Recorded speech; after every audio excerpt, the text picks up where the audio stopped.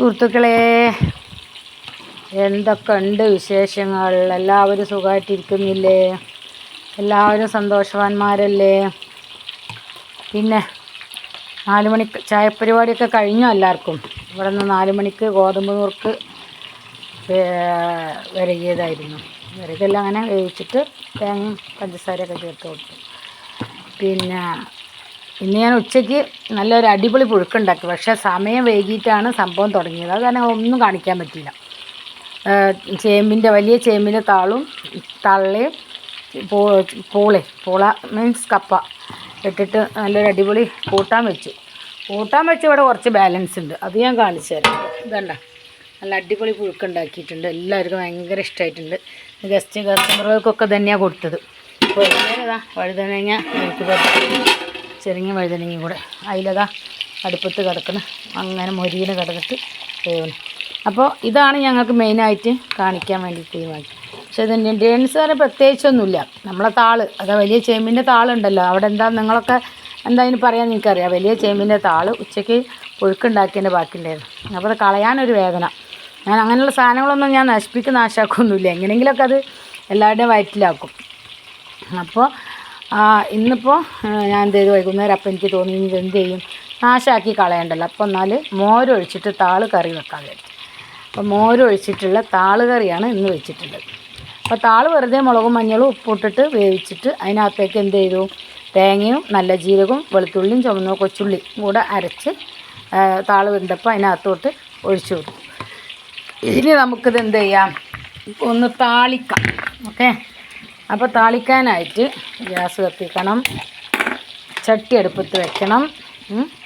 വേണ്ട, താളിക്കാനായിട്ട് താളിക്കുക എന്നൊക്കെ പറയും. നിങ്ങളെന്താ അതിന് പറയാമെന്ന് എനിക്കറിയില്ല. ഞങ്ങളിവിടെ മൂപ്പിച്ചരിയെന്ന് അറിയും, താളിച്ച് പാരുകയെന്ന് അറിയും. അങ്ങനെ പല വിധത്തിലുള്ള പറച്ചിലുകളൊക്കെ ഉണ്ട്.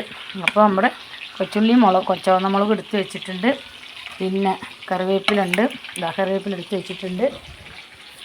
ഇനി പിന്നെ കടുക് വേണം. കടുക് എടുത്തുകൊണ്ടിട്ട് വെളിച്ചെണ്ണ ഒഴിച്ച് വെക്കാട്ടോ, ചട്ടി ചൂടാവുണ്ട്. അപ്പോൾ വെളിച്ചെണ്ണ ഒഴിച്ചു. പിന്നെ എന്ത് ചെയ്യണം, നമുക്ക് കടുക് എടുക്കണം അല്ലേ. കടുക് എടുത്തിട്ട് വരാം. കടുക് നമ്മളെ ഗ്ലാസ് സ്റ്റാൻഡുകളാണ്, സാധനങ്ങളൊക്കെ അവിടെ അങ്ങനെ സെറ്റാക്കി വെച്ചിട്ടത്, ഓരോ സാധനങ്ങൾ കണ്ടില്ലേ. അപ്പോൾ അങ്ങനെ കടുക് എടുത്തു. ഇനി ചട്ടി അങ്ങോട്ട് വെളിച്ചെണ്ണ അങ്ങോട്ട് നന്നായിട്ട് ചൂടാവട്ടെ. ചൂടാവുന്ന സമയത്ത് നമുക്ക് എന്ത് ചെയ്യാൻ പറ്റും, കടുക് ഇട്ട് കൊടുക്കണം. കടുക് പൊട്ടി വരുന്ന സമയത്ത് നമുക്ക് ഉള്ളി ചുവന്ന മുളകിട്ടും കൂടെ ഇട്ട് കൊടുക്കണം. അത് മൂത്ത് വരുന്ന സമയത്ത് നമുക്കൊരു പിടി കറിവേപ്പിലിടാം. അപ്പോൾ ചൂടായണം. അപ്പോഴത്തേക്ക് നമുക്ക് എന്ത് ചെയ്യാം, മീൻ മറിച്ചിടാൻ പറ്റും അല്ലേ. മീനൊരു ഭാഗം ആയിട്ടുണ്ട്. അപ്പോൾ അതൊന്ന് ജസ്റ്റ് നമുക്ക് മറിച്ചിട്ട് കൊടുക്കാം. മറയാനെന്താ ഒരു മടി. രണ്ടാളും കൂടെ ഒന്ന് ഇൻഡോൾസ് ചെയ്യാം. ഏത്